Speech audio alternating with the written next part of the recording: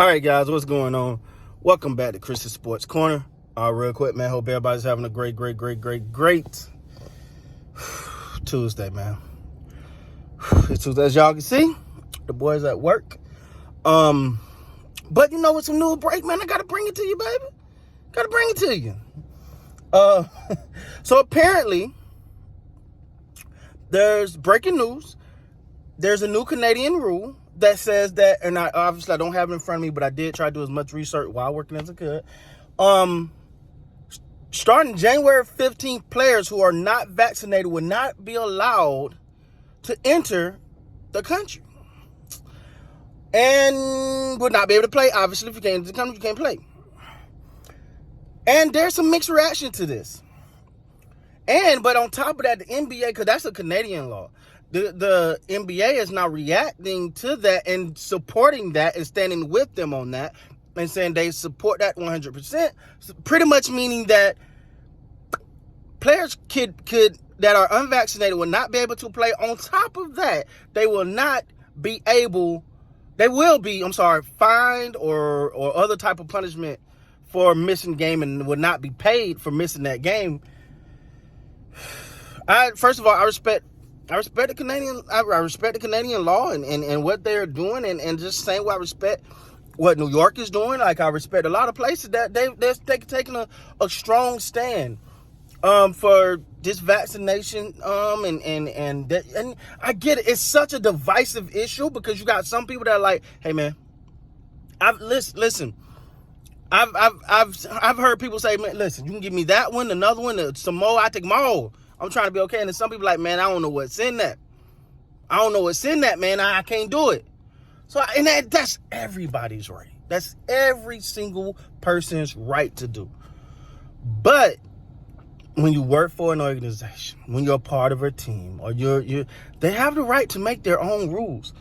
And it's clear that, and I, you know what though, I gotta be 100% honest. I'm not even surprised with the Canadian law, and because they've been very, very stout on this thing. I mean, that's why Toronto had to play in a whole nother in Tampa the last year, because they was, hey, we're not playing with this. And you gotta, first of all, you gotta give anyone props for taking a stand and saying, hey, this is where we at. This is where we're standing. Like it or not, we're gonna prioritize health over everything.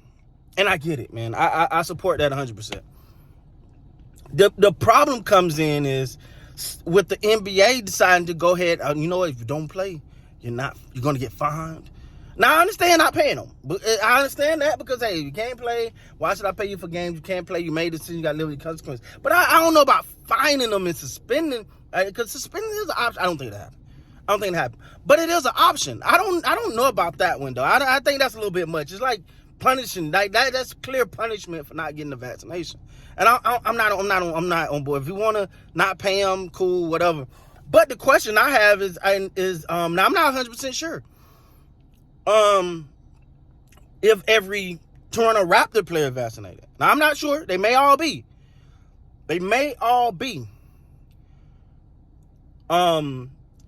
So that could be a little muddy water right there, because what if players are not? You know, what if there are some players within the organ? You know, the people with this is going to get deep, guys. This is going to get deep. Like I said though, the same thing I say about Kyrie and other players, man. That's their decision. That's your decision. You get to make a decision, take a stance. And first of all, shout out to Kyrie. He made a stance. He pretty much come around and double down on his stance. I'm not doing it, man. Not taking it. I don't know this and I don't know that. I do find it interesting. And this all I will say about that is whoever knows what's in the vaccine. Like, we're required to take the flu vaccine. Nobody knows what's in it? Do you know what's in the vaccine? Okay. Anyway, I support everyone's stance and whatever. But for the Toronto Raptors now, because, and let's be honest, they've had a roller coaster over the last year and some change, right? Because they went from the bubble situation to not playing at home. Now they are playing back at home. And now you have this situation, which means some teams may come in not 100% playing them. Or how did that affect the members on their team? It can all be it can all be muddy waters, man. Muddy waters. But for Toronto Raptors, you know, like I said, I don't know everybody's vaccination status on that team. I don't think nobody knows everyone's vaccination status. If it all is 100%, then this could actually, unfortunately, but fortunately, be a good thing for the Raptors. If teams got to come in there and play them, and certain key members are not fully vaccinated and can't really go, which I think the NBA is for the most part is vaccinated, right? Like I think most of everyone is vaccinated in the NBA. I really do believe that. But at the same time, if not, and some teams come in a little harder, hey, you play who's in front of you, right? If you're a Raptors fan, you're like, yo, come on in. Don't get vaccinated. Come on in. We'll take the dubs. If somebody got to be missing, even though, you know, I'm quite sure that's not the hope, man.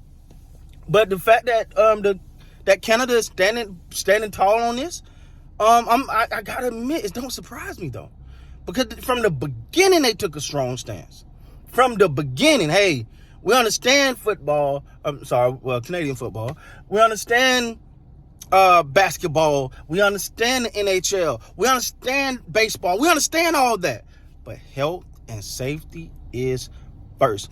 They took that stance in the beginning, and so it don't surprise me that they are continuing to take that stance. Like, I have interaction with Raptor fans on my channel. I actually knew someone from Toronto. You know, you got to give them props. Like, you got to give them props for making a stance and standing with it and not being swayed by profit potential. I got to give it to him. I got to give it to him today. Now, granted, I'm not from Toronto. I've never actually been to Toronto, but I am going. And I am going to Toronto. It's going to be dope. I can't wait, man.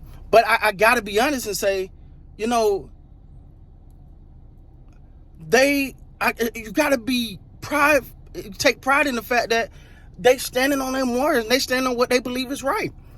They believe that they believe the threat of this virus is big, and they want to keep everyone safe, and they're going to prioritize the safety of Canadians. I got to salute to them. I got to salute to them for that. You know, sometimes, you know, whether you agree with their particular stance or not, you got to say, hey, they got the courage of their conviction. They standing tall in what they believe. So, but it's going to be interesting to see how the NBA reacts to this, how other teams react to this, how players react to this. But this don't surprise me from following, just from being doing YouTube and having a relationship with Raptor Nation and talking to you guys. This don't surprise me. I knew this. I figured this would be their stance. They're not changing. They're solid in what they believe. They're standing their ground, and they got to be saluted, in my opinion.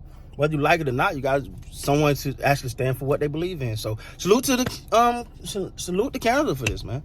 With that being said, guys, please like, comment, subscribe to the channel. So next time, you guys be great.